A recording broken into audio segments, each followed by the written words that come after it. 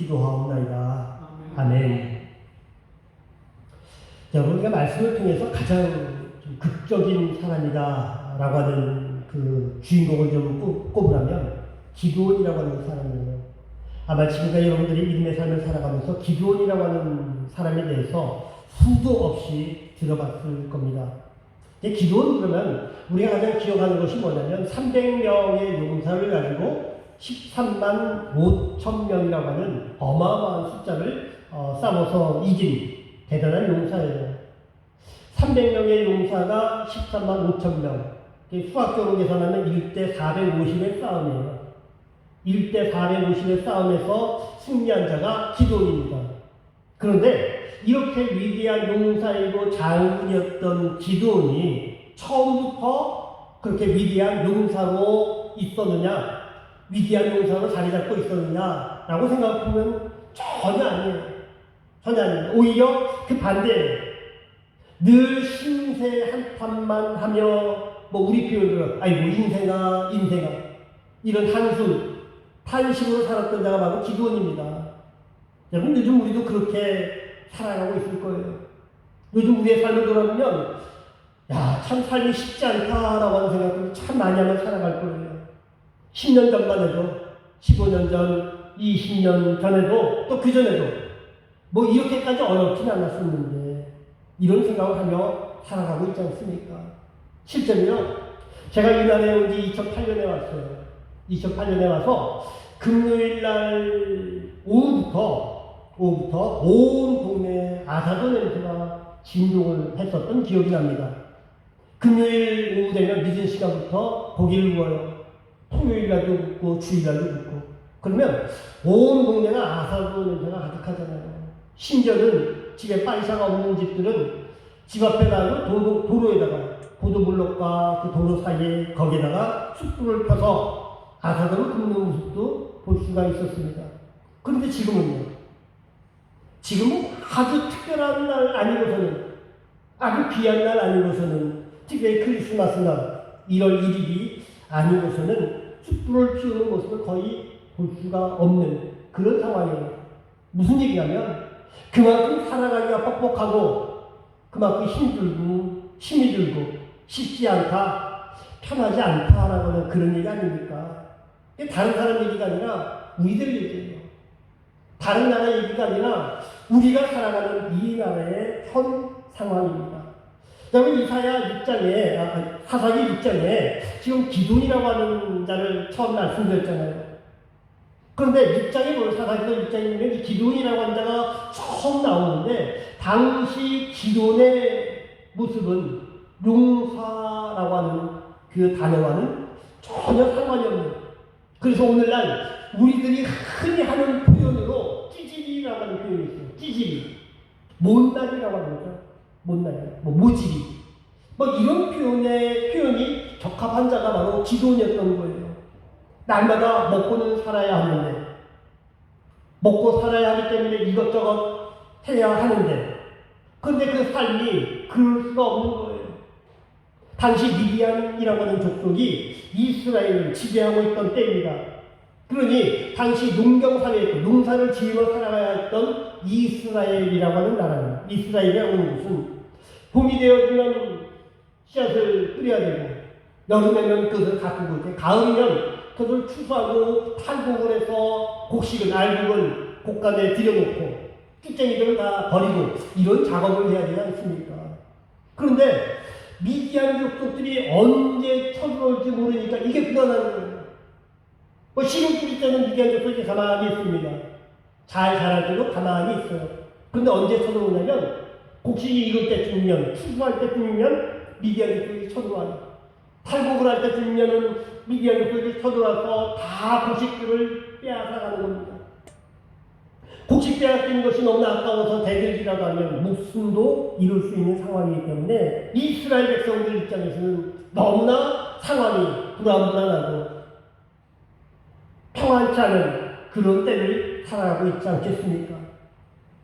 이러할 때에 이 기드온이라고 하는 자가 미디안 족속 모르게 몰래 추수도 하고 이제 탈북을 하게 되는데 탈북은 넓은 길에 사게 되면 어떻게 되겠어요? 미디어적 특징에 발려하게 될 거고 어렵게 수수한 것들 다 빼앗길 수 있는 상황이니 포도주를 짜는 틀 속에 들어가서 탈북을 하지 않습니까? 요즘 우리들 표현으로 그 장면을 한번 생각해 보십시오. 추수를 하고 탈북을 하는 것은 잔치의 개념이에요. 잔치라고 하는 의미입니다. 그런데 기도원이 지금 포도주 짜는 틀 속에 들어가서 그러고 있단 말이에요. 그러니 한숨이 나오겠습니까? 노래가 나오겠습니까? 탄식이 나오겠어요? 덩실덩실 춤을 추겠습니까? 당연히 탄식이 나옵니다. 한숨만 가득한 겁니다. 아이고 아이고 도대체 이게 뭐하는 짓이냐라고 하는 이런 생각만 가져가지 않겠습니까? 그만큼 삶이 고단하고 신념이 공고하다라고 하는 거예요. 왜 이렇게 인생이 고단하냐? 인생이 뭐 일이 낙이 없냐라고 하는 그런 시기였을 겁니다. 기쁜 일도 없고 즐거운 일도 없고 크게 웃을 일도 없고 그저 하루하루 아무 생각 없이 생각할 별도 없어요. 생각할 여유도 없습니다. 그러니 하루하루 살아가는 것이 아무런 의미가 없는 그런 삶인 거죠. 내일이 좀 더 나아진다면 내일이 좀 더 발전되고 더 부흥된다면 형편이 훨씬 더 풀려진다면 어떤 의미를 갖고 현실에 더 충실할 수 있을 것인데 그런 희망조차 없는 그런 삶을 살아가고 있는 거예요. 그러니 얼마나 그의 삶이 고단하고 곤고하겠습니까? 아마 요즘 우리들이 살아가는 모습이지 않을까 싶어요. 요즘 이 땅을 살아가는 우리들의 마음이 이렇지 않을까 싶습니다. 요즘 제가 아베를 나가고 이 사람 저 사람 만나다 보면 가장 많이 듣는 말들이 있어요. 오늘은 얼마나 많이 팔렸어? 라고 하는 얘기. 하루 종일 카페에 앉아있는데 손님이 얼마나 왔나? 라고 하는 우리 단골 손님 나 어디 갔나? 오늘은 보이지 않네? 라고 하는 오늘 매출은 어떨까? 이런 별의별 생각들을 다 하면서 보낸다고 하죠. 우리 삶 역시 기도의 삶과 별반 다를 바 없이 그만큼 곤고하고 고단하고 지치고 피곤한 삶을 살아가고 있는 거예요. 말씀에서 기도원을 보게 되어지면 기도원 나름대로 삶이 고단하고 그 신념이 곤고한 가운데 살아가요. 그런 것처럼 우리 역시 우리의 삶을 살아가면서 우리 나름의 힘듦과 어려움을 안고 살아가고 있는 거예요. 그래서 보십시오. 사사기서 6장에 나오는 기도만 그렇게 삶이 고단할까요? 그리고 오늘 살아가고 있는 우리들만 고단하고 피곤할까요? 이 땅을 살아가는 모든 사람이 다 똑같다는 겁니다. 정도가 다르고 양이 다르고 질이 다르지만 그들이 안고 있는 삶의 곤고함과 심령의 고단함은 누구나 다 마찬가지로 가지고 있다라고 하는 거예요. 여러분 오늘 우리가 시편 84편의 말씀을 읽었습니다.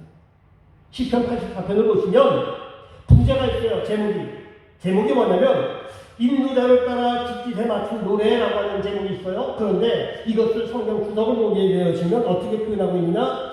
성전에 머물기를 소원하는 노래라고 하는 구석이 달려 있습니다. 성전에 머물기를 소원하는 노래.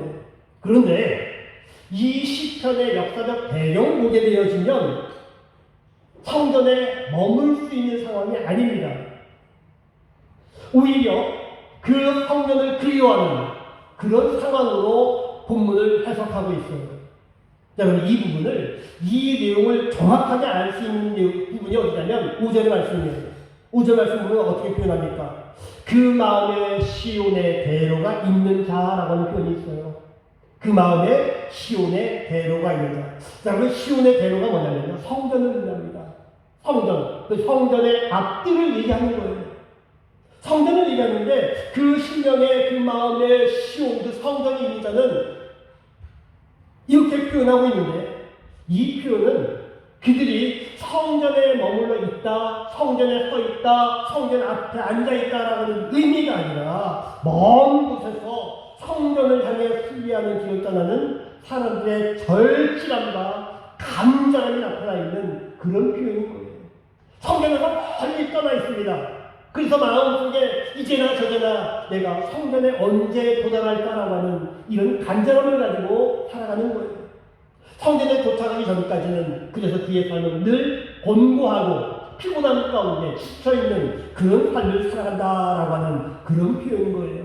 여러분, 시온의 대로가 있는 자들, 시온의 대로에 서 있는 자들, 곧 성전에 서 있다라고 하는 그 성전에 머물러 있는 상황. 그런데 말씀은 그 마음에 시온의 대로에 있다라고 기록하는데, 이것은 현실은 그 시온의 대로, 즉 성전에 서 있는 것이 아니라 성전과 멀리 떨어져 있어서 늘 성전만 기대하고 성전에 가 있기를 고대하는 그 간절함이 묻어져 있는 그런 내용인 거예요. 자, 우리 이스라엘 백성들이 성전을 가까이 하는 것, 이스라엘 백성들이 그 시온의 대로에 서 있는 것, 이것이 무엇을 의미하냐면 하나님의 은혜 위에 서 있다라고 하는 겁니다. 하나님의 품 안에 안겨 있다라고 하는 표현이에요. 그냥 성전에 서 있다라고 하는 것, 성전에 있다라고 하는 것이 그냥 장소적인 의미로서 그렇게 설명하는 것이 아니라 하나님의 은혜 안에 있다라고 하는 표현, 하나님의 역사실 가운데 있다라고 하는 표현, 하나님 품 안에 있다라고 하는 표현이에요. 그러니 이 하나님 품에서 멀리 떨어져 있기 때문에 하나님 품이 얼마나 그립냐라고 하는 그 표현이 오늘 시편 84편의 내용인 겁니다. 그러니 여러분, 하나님 품에서 멀리 떨어져 있기 때문에, 하나님 은혜에서 멀리 떨어져 있기 때문에 그의 삶은 고단할 수밖에 없고 곤고할 수밖에 없고 그 심령에는 피곤함과 지침이 가득해 있다라는 그런 내용이에요. 그런데 여러분, 말씀을 계속해서 보십시오. 그 곤고함과 고단함을 안고 살아가는 이들에게 교훈하는 말씀이 있어요. 12절에 뭐라고 합니까? 만군의 여호와여, 주께 의지하는 자는 복이 있나이다 라고 말씀합니다. 다른 말로 표현하면 주께 의지하라라고 하는 거예요. 주만 의지할 때 인생에 가득한, 삶에 가득한, 그리고 그 심령에 가득한 그 곤고함의 문제들, 고단함의 문제들, 피곤함과 지침이라고 하는 그 상황이 다 사라질 것이다 라고 하는 그 말씀을 오늘 본문이 우리에게 해주고 있는 거예요. 말씀에서 그런 고단함과 곤고함을 여러분 6절 보시면 뭐라고 표현하고 있냐면 눈물의 골짜기라고 표현하고 있어요. 눈물의 골짜기. 그 눈물의 골짜기를 지나는 인생들이 얼마나 곤고하고 고단하겠느냐라고 하는 거죠. 골짜기를 지나는데 눈에는 하염없는 눈물이 흐르는 겁니다. 이 하염없는 눈물이 뭐냐면 기쁨의 눈물이면 얼마나 좋겠습니까? 즐거움의 눈물이면 이것이 얼마나 좋겠습니까? 그렇지 않은 거예요. 삶이 고단하기 때문에, 삶이 곤고하기 때문에, 삶이 너무나 힘들고 어렵기 때문에 자기도 주체할 수 없이 나오는 그런 눈물인 거예요. 이런 눈물이 가득한 골짜기를 지나는 자들이 여러분, 그 삶이 평안할 수 있겠습니까? 그 삶이 쉬울 수 있겠습니까? 절대 그럴 수 없잖아요. 그 눈물의 골짜기를 지나는 자들의 삶이 얼마나 곤고하냐, 얼마나 고단하겠느냐라고 하는 그 말씀을 하는 거예요. 그래서 말씀에 눈물의 골짜기를 지나는 자들은 오직 주만 의지하라고 12절 말씀하는 겁니다. 눈물의 골짜기를 지나고 있느냐? 그러면 주께 의지해야 되느냐? 눈물의 골짜기를 지나고 있지 않느냐? 그러면 주님만 바라봐야 하지 않느냐라고 하는 그 말씀을 오늘 본문에서 우리에게 해주고 있는 거예요. 여러분, 우리가 의지할 주님이 누구입니까? 12절에 주께 의지하라 했는데 우리가 의지할 그 주님이 어떤 분이십니까? 11절에 나오잖아요. 11절 말씀 보십시오. 그는 우리의 해요, 방패이시라. 여호와께서 은혜와 영광을 주시며 정직하게 행하는 자에게 좋은 것을 아끼지 아니하시는 그런 분이다라고 설명하고 있어요. 보십시오. 하나님은 우리의 태양이에요. 하나님은 우리의 방패입니다. 그리고 하나님께서는 우리에게 은혜를 주시고 영광스럽게 하십니다. 그리고 하나님께서는 우리에게 좋은 것을 아끼지 않고 허락해 주신다라고 말씀합니다. 그러니 그런 하나님을 의지하라고 분명하게 말씀하고 있지 않습니까? 여러분, 눈물의 골짜기와 같은 삶을 살아가는 이들이 그들의 삶이 얼마나 곤고하고 고단하겠습니까? 여러분, 눈물의 골짜기를 성경에서는 다른 표현으로 광야라고 표현하고 있어요. 제가 광야에 살았던 사람이 얼마나 삶이 고단했습니까? 그들의 삶이 얼마나 힘들었고 평안함이 사라진 그런 삶을 살지 않았습니까? 자, 그럼 그려 보십시오. 광야의 삶이 고단하든 아니면 눈물의 골짜기가 곤고하든 그런 삶을 살아갈 때 그 곤고함과 고단함을 다 씻어주시고 오히려 평안케 하시고 안위해 주시는 은혜가 어떻게 나타나겠습니까? 말씀에서는 주님만 의지하라고 말씀합니다. 주께 의지하라고 말씀해요. 태양이신 하나님을 의지할 때, 방패이신 하나님을 의지할 때, 우리에게 은혜와 영광을 허락해 주시는 하나님을 의지할 때, 좋은 것을 아끼지 않고 허락해 주시는 하나님을 의지할 때, 그의 삶에 가지겠던, 그의 심령에 가지겠던 곤고함과 고단함을 다 씻어 주실 것이다라고 말씀하고 있는 거예요. 아무리 삶이 눈물의 골짜기를 지나는 삶이라 할지라도, 아무리 광야와 같은 삶을 살아간다 할지라도, 태양이신 하나님, 방패이신 하나님, 은혜와 영광을 허락해 주시는 하나님, 좋은 것을 아끼지 않고 허락해 주시는 하나님을 의지할 때 그 모든 곤고함과 고단함이 다 씻겨진다라고 우리에게 분명히 말씀하고 있어요. 그러면 여러분, 그렇게 우리를 인도하시는 하나님을 우리가 믿어야 되지 않겠습니까? 여러분, 사사기서 6장 이후로 보시면 그렇게 고단함과 곤고함이 가득했던 기드온이 하나님을 의지하고 그 모든 삶의 곤고함과 고단함을 이겨내는 모습을 우리가 볼 수 있어요.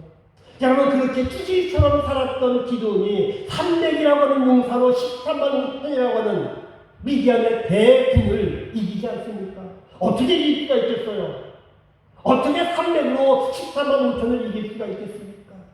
결국은 기드온이 그 300이라고 하는 용사를 가지고 있지만 하나님만 의지하는 거예요. 신이신 하나님, 방패이신 하나님, 태양이신 하나님, 은혜와 영광을 인도하신 하나님, 좋은 것을 아끼지 않고 허락해 주시는 하나님을 의지했더니 그렇게 그의 삶에 있었던 고단함들, 곤고함들 다 씻겨내고 평안케 되어지는 은혜를 누려갔던 것입니다. 자, 요한복음 21장에 제자들이 나오죠. 제자들이 21장에서 무엇을 하고 있습니까? 고기를 잡고 있어요. 갈릴리에서. 주님께서 십자가에 돌아가신 이후로 그들은 흩어져서 그들이 원래 살았던 갈릴리로 돌아가 고기를 낚으며 살아갑니다. 그런데 주님께서 찾아가신 그날 그들의 모습은 어떤 모습이에요? 배를 무태 내고 무태에 앉아서 그물을 손질하고 있습니다. 그런데 고기를 한 마리 잡지 못한 그런 모습으로 그물을 손질하고 있어요. 여러분, 그 모습을 한번 우리가 상상하며 그림을 한번 그려보십시오. 그들에게 어떤 즐거운 일을 가능한 가운데 그물을 손질하고 있었을까요? 그들에게 어떤 기쁨이 가득한 가운데 그물을 손질하고 있었을까요? 그렇지 않아요. 삶의 고단함에 묻어있는, 삶이 한참 지쳐있는 피곤한 모습으로 그 자리에 앉아서 그물을 딛고 있는 그 모습을 우리는 충분히 상상할 수 있는 겁니다. 그런 한편으로 주님을 따랐던 3년, 이제 주님은 계시지 않고 우리가 어떻게 살아가야 되느냐라고 하는 인생의 근원적인 문제 앞에 고민하며 앉아있는 거예요. 그러니 전혀 기쁠 일도 없고 즐거운 일도 없고 희망찬 일도 없는 거예요. 그냥 곤고함, 고단함, 지침, 삶의 피곤함, 이것이 가득한 그 자리입니다. 이제 주님께서 나가가시잖아요. 그리고 물으십니다. 너희에게 고기가 있느냐? 그랬더니 제자들이 뭐라고 해요? 우리가 밤새 그물을 던졌지만 한마디도 잡지를 못했습니다. 이 말이 그들의 삶이 얼마나 고단한지, 한마디도 잡지 못했다라고 하는 이 말씀에 그들의 인생이 얼마나 피곤한지, 얼마나 지쳐있는지를 분명하게 보여주는 그러한 구절이에요. 이제 주님께서 그물을 배 오른편에 던지라 하잖아요. 그래서 저희들은 그 말씀을, 주님의 말씀을, 주님께서 분명히 하신 그 말씀을 듣고 순종합니다. 그럴 땐 놀라운 역사를 경험하잖아요. 놀라운 역사를 경험합니다. 이때 제자들이 주님 이것을 깨달아요. 여러분 깨닫는 그 순간 어떡합니까? 그들이 주님께 달려가요. 지쳐있던 자들이, 곤고함에 빠져있던 자들이, 인생의 고단함 가운데 묻혀져 있던 자들이 주님께 달려갑니다. 베드로는 겉옷을 벗고 있었어요. 겉옷을 벗고 누워있다가 주님이다라는 소리를 듣고 겉옷을 챙겨입고 주님께 뛰어가는 그 모습을 보여주고 있어요.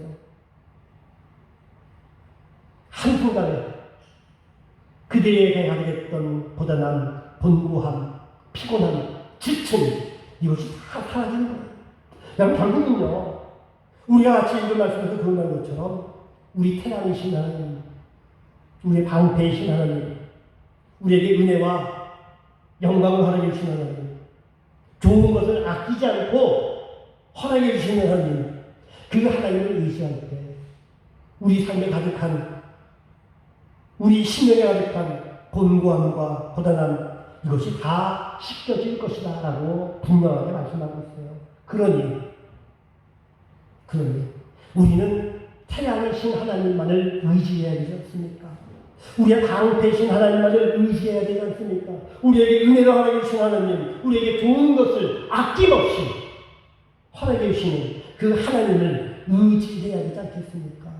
여러분 분명히 하나님을 믿으시면서 하나님을 의지하시고 하나님께로 나아가십시오. 우리의 방패이신 하나님, 우리의 태양이신 하나님, 은혜를 허락해 주신 하나님, 좋은 것을 아끼지 아니하시는 그 하나님 온전히 믿으시면서 주님께 나아가 하늘에서 허락해 주시는 귀한 복을 누려가시는 믿음의 사람 되기를 바랍니다. 여러분 10절 마지막에 보시면 복이 있나이다 라고 말씀해요. 누가요? 복이 있나이다 라고 말씀하는데 누가 그 복을 누리겠습니까? 주께 의지하는 자들, 주님만을 의지하는 자들, 하나님만을 의지하는 자들, 그들에게 복이 있다라고 말씀합니다. 간절히 소원하는 건 그 복을 누리시기 위해서, 그 복을 누리고 싶다면 우리의 힘이신, 우리의 태양이신, 우리의 방패이신, 우리에게 은혜를 허락해 주시는 날마다 우리에게 좋은 것을 아낌없이 허락해 주시는 하나님만을 의지하시는 믿음의 삶이 되시길 주의 이름으로 축원합니다. 기도합니다. 아버지 하나님 은혜를 감사합니다. 하나님 날마다 주님을 의지하며 이 땅 살아갑니다. 날마다 주님께 나아가며 이 땅 살아갑니다. 날마다 주님을 소망하며 이 땅을 살아갑니다. 그런데 우리 삶에